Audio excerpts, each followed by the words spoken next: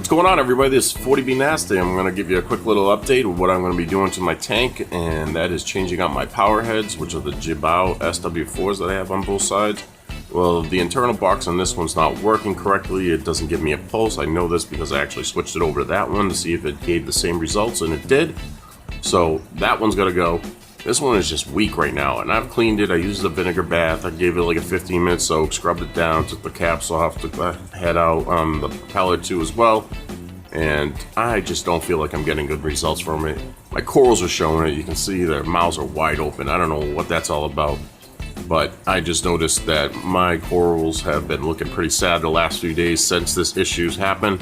So I went and ordered some new power heads. I was going to go with the OW series, but actually the local fish stores that I normally go to had recommended me get away from the Jibaos, because I'm just throwing this out there because there's a warning for fire hazards with these. I don't know how the fire hazards happen. Could have been water getting on them, but I'm just going to throw that out there and give you a fair warning. But I'm going to move away from these. Like I said, I was going to get the OW series, but this is what the local fish stores have been going to, and these are called Coral Box Quiet Pumps.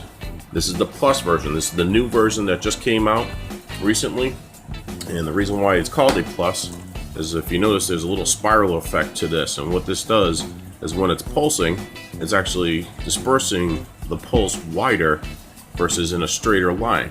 Now these are pretty simple. You know, there's a cord for the power head, there's a cord for a power pack, and they both connect into the controller. Pretty simple. That's easy setup. And one thing I noticed that they did is they added this little hook right here, which is cool because you can screw it, put a screw in, then hang it, and then pull it off if you want. They give you the sticky pad for an option to put on the back of this, and then you stick it somewhere else, but that's up to you. I prefer not to do that because they always seem to fall. This is a pretty heavy piece, and I don't think that sticky pad's going to hold it, but if you want to try it, that's up to you. But this is the quiet pump. This is a QP-5. That's what the QP stands for. The plus. This is also a wireless controller. So what that means is these two power heads are going to stay in sync. Now these actually, this is pretty impressive, is you can actually sync up to 16 controllers together. Now that's pretty impressive, people. I mean, that means these guys have put some thought into their builds of what they do for their product. It does have a very nice little LED screen. There's a picture of it. I don't have mine plugged in, but this is the best of what I can do for you. Pretty straightforward, but it has a lot of options in this. It's not just high and low and, you know, maybe 6 or 7 buttons in between, and that's all you get. But here's the other versions, the QP-5, the 9, and the 16. I'll leave that on there real quick for a second for you.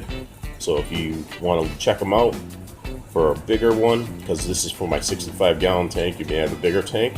You may want to go with the 9 or the 16. These are all the modes. You have stream mode, pulse mode, a synchronous wave mode, and a nature mode. So this is basically like your night mode, basically straight flow, I would imagine, but it's at a lower percent, to 30% to 100%. But if you notice, this has a Wi-Fi master and slave mode, so that means these guys connect. But also, I believe you can connect this to your phone, and that's awesome because you can have 6 or 7 different pulsing modes synced into this one box, and then that'll shoot out to the other ones, and they will change during the day. You can set the amount of time you want it on a certain wave, basically like having a low and high tide. And I think that's really impressive that they actually put enough thought and effort into making a quality piece of equipment. It does have a night sensor. I prefer not to use that because corals do need their oxygen and, well, their gas exchange basically. So I prefer not to use that. I don't recommend it, but it's there for an option if you choose to. You know, if you have a fouler tank, I'm sure that's probably okay to use. But you still got to worry about your beneficial bacteria on your live rocks. So that's all up to you. So this is 40B Nasty out. I'm going to get these things hooked up. Just wanted to do a little unboxing for you. Hope you enjoyed the video. Take care.